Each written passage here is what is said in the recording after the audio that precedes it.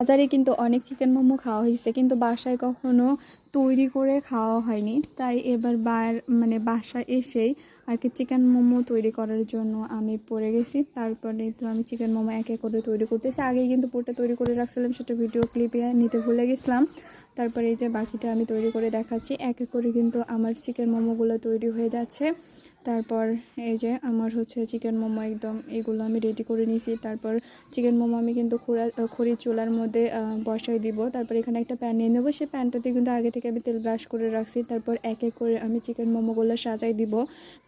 কখনো কিন্তু আমি চিকেন মোমো আর কি নিজে হাতে তৈরি করে খাইনি, তবে আমি যে চিকেন মোমোটা তৈরি করছিলাম তারপর এটা খেতে এত যে টেস্টি হবে আমি কখনো কিন্তু ভাবতে পারিনি। এই যে আমার চিকেন মোমোটা তৈরি হয়ে গেছে। তারপর আমি কিন্তু আগেও সস তৈরি করে রাখছিলাম, টমেটোর সস এইটাতে খাওয়ার জন্য। আমার চিকেন মোমোটা এত মজা হবে, এত টেস্টি হবে।